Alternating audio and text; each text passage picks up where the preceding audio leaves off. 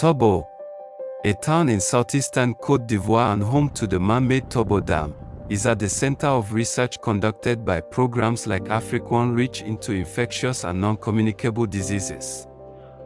Buruli ulcer and other wounds plague the community, but research into wound management and healing is restoring hope.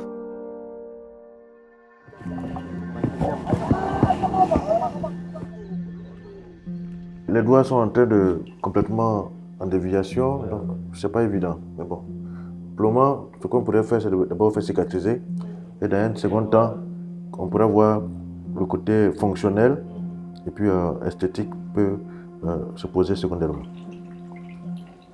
Buruli ulcer is a skin infectious disease. It's caused by a mycobacteria named Mycobacterium ulcerans.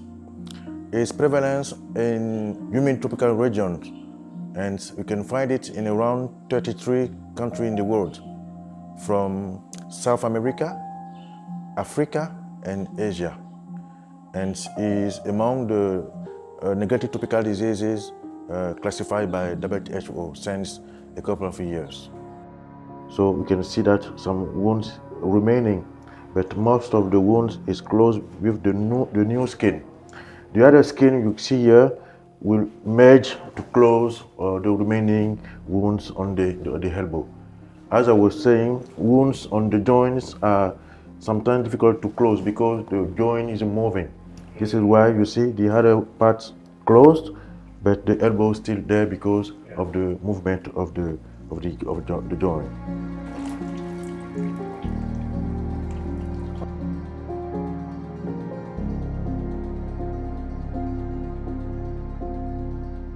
%90 of the wounds are other diseases. Only 10% are Buruli ulcer. And the current standard operation is that at the hospital, only Buruli ulcer wounds are taken care of. They can benefit from diagnostic, they can benefit from wound dressing, they can benefit sometimes from rehabilitation. So when we analyze these costs from the Buruli ulcer perspective, we found that this cost is 30% of the whole cost of the Buruli ulcer healing. Meaning what?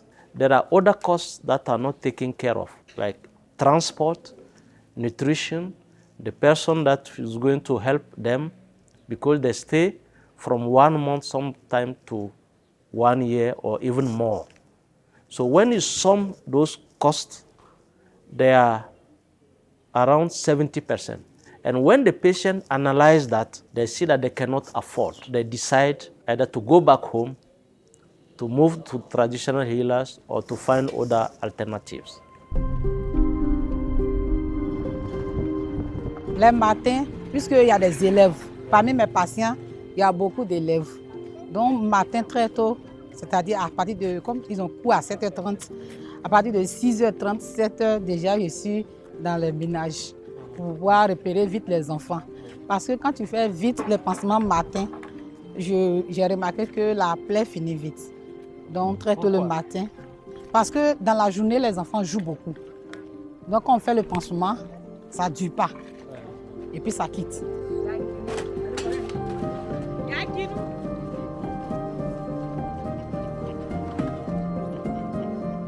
Donc, la plaie même fait plus de presque 4 mois. 2 jours là, le traitement, le pansement a freiné parce que la mère ratait le rendez-vous.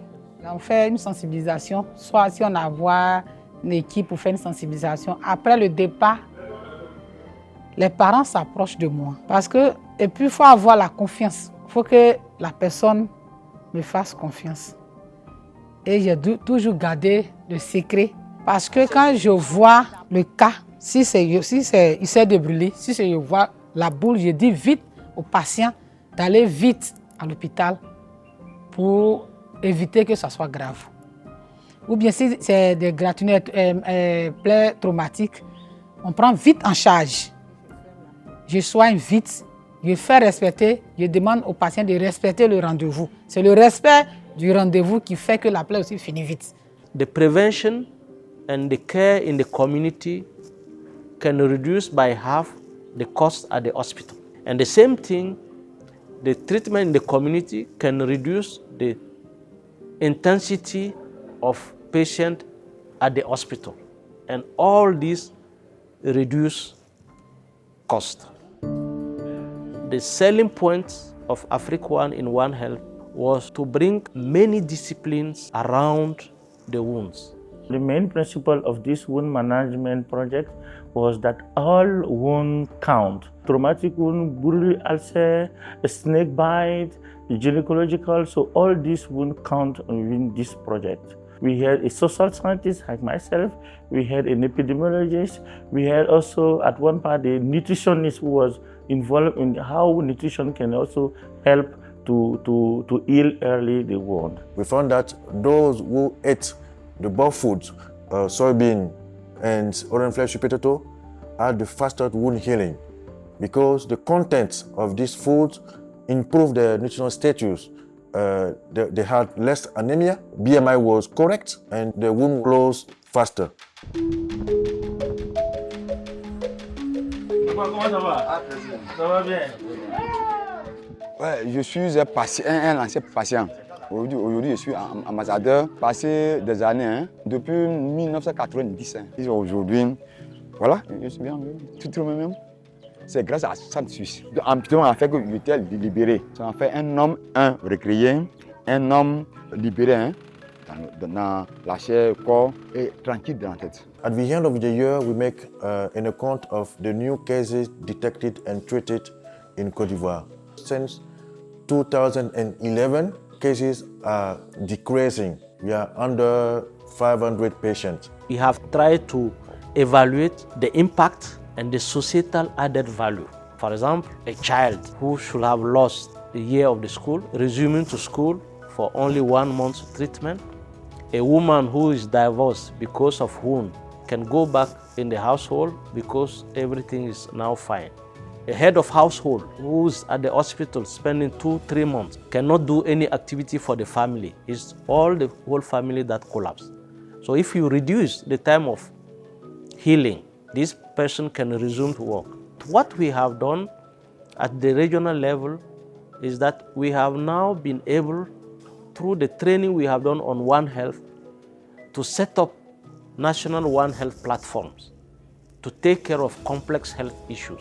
And we have been invited by ECOWAS to develop the regional One Health platform of the 15 countries of ECOWAS, which is now developed, validated, and need to be endorsed by the 15 ministers of health of ECOWAS. We have built the capacity, we have built the environment, we have people who can do research, who can do intervention. Now we want to go deeply into intervention and policy. So we want to see the research contributing to impact and policy. The last part that we have put in Deltas Africa 2 is what we call the engagement lab. After testing intervention, we have a group of social scientists, economists, communication officers, biologists who sit down and take an innovation that has been tested. And they use that and check which audience could benefit from this validated innovation. We have negotiated with the National Program of Skin Diseases, with the Minister of Health of Côte d'Ivoire, to draft a resolution that could be taken to our meeting on neglected skin diseases in Geneva.